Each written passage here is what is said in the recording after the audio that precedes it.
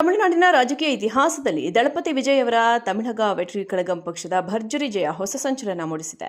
ಮೊದಲ ಚುನಾವಣೆಯಲ್ಲಿ 108 ಸ್ಥಾನಗಳನ್ನು ಗೆದ್ದು ಅವರು ಇತಿಹಾಸ ಬರೆದಿದ್ದಾರೆ. ಆದರೆ ವಿಜಯ್ ಅವರ ಈ ಗೆಲುವು ಸೂಪರ್ ಸ್ಟಾರ್ ರಜನಿಕಾಂತ್ ಅಭಿಮಾನಿಗಳಲ್ಲಿ ಮಾತ್ರ ಒಂದು ರೀತಿಯ ನಿರಾಸೆ ಮತ್ತು ಬೇಸರವನ್ನು ಉಂಟು ಮಾಡಿದೆ.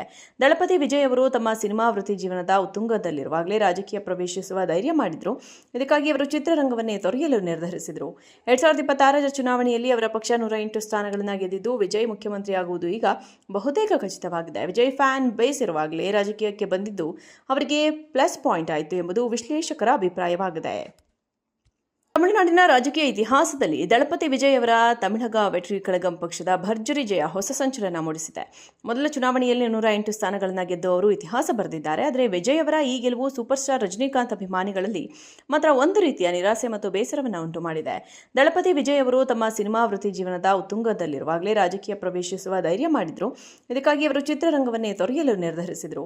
2026ರ ಚುನಾವಣೆಯಲ್ಲಿ ಅವರ ಪಕ್ಷ 108 ಸ್ಥಾನಗಳನ್ನು ಗೆದ್ದಿದ್ದು ವಿಜಯ್ ಮುಖ್ಯಮಂತ್ರಿಯಾಗುವುದು ಈಗ ಬಹುತೇಕ ಖಚಿತವಾಗಿದೆ. ವಿಜಯ್ ಫ್ಯಾನ್ ಬೇಸ್ ಇರುವಾಗಲೇ ರಾಜಕೀಯಕ್ಕೆ ಬಂದಿದ್ದು ಅವರಿಗೆ ಪ್ಲಸ್ ಪಾಯಿಂಟ್ ಆಯಿತು ಎಂಬುದು ವಿಶ್ಲೇಷಕರ ಅಭಿಪ್ರಾಯವಾಗಿದೆ.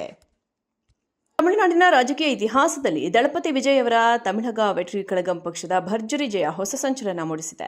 ಮೊದಲ ಚುನಾವಣೆಯಲ್ಲಿ 108 ಸ್ಥಾನಗಳನ್ನು ಗೆದ್ದು ಅವರು ಇತಿಹಾಸ ಬರೆದಿದ್ದಾರೆ. ಆದರೆ ವಿಜಯ್ ಅವರ ಈ ಗೆಲುವು ಸೂಪರ್ ಸ್ಟಾರ್ ರಜನಿಕಾಂತ್ ಅಭಿಮಾನಿಗಳಲ್ಲಿ ಮಾತ್ರ ಒಂದು ರೀತಿಯ ನಿರಾಸೆ ಮತ್ತು ಬೇಸರವನ್ನು ಉಂಟು ಮಾಡಿದೆ.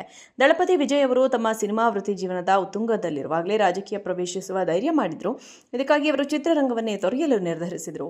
2026ರ ಚುನಾವಣೆಯಲ್ಲಿ ಅವರ ಪಕ್ಷ 108 ಸ್ಥಾನಗಳನ್ನು ಗೆದ್ದಿದ್ದು ವಿಜಯ್ ಮುಖ್ಯಮಂತ್ರಿಯಾಗುವುದು ಈಗ ಬಹುತೇಕ ಖಚಿತವಾಗಿದೆ. ವಿಜಯ್ ಫ್ಯಾನ್ ಬೇಸ್ ಇರುವಾಗಲೇ ರಾಜಕೀಯಕ್ಕೆ ಬಂದಿದ್ದು ಅವರಿಗೆ ಪ್ಲಸ್ ಪಾಯಿಂಟ್ ಆಯಿತು ಎಂಬುದು ವಿಶ್ಲೇಷಕರ ಅಭಿಪ್ರಾಯವಾಗಿದೆ.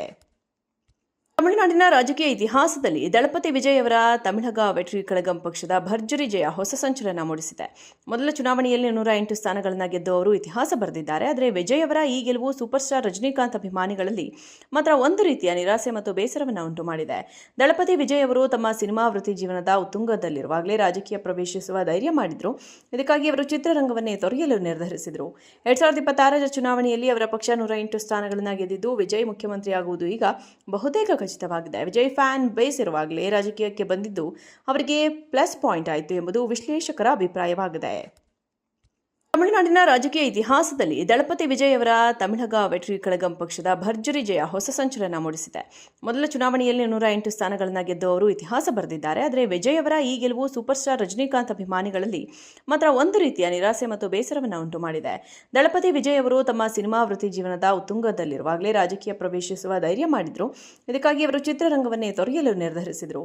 2026ರ ಚುನಾವಣೆಯಲ್ಲಿ ಅವರ ಪಕ್ಷ 108 ಸ್ಥಾನಗಳನ್ನು ಗೆದ್ದಿದ್ದು ವಿಜಯ್ ಮುಖ್ಯಮಂತ್ರಿಯಾಗುವುದು ಈಗ ಬಹುತೇಕ ಖಚಿತವಾಗಿದೆ. ವಿಜಯ್ ಫ್ಯಾನ್ ಬೇಸ್ ಇರುವಾಗಲೇ ರಾಜಕೀಯಕ್ಕೆ ಬಂದಿದ್ದು ಅವರಿಗೆ ಪ್ಲಸ್ ಪಾಯಿಂಟ್ ಆಯಿತು ಎಂಬುದು ವಿಶ್ಲೇಷಕರ ಅಭಿಪ್ರಾಯವಾಗಿದೆ.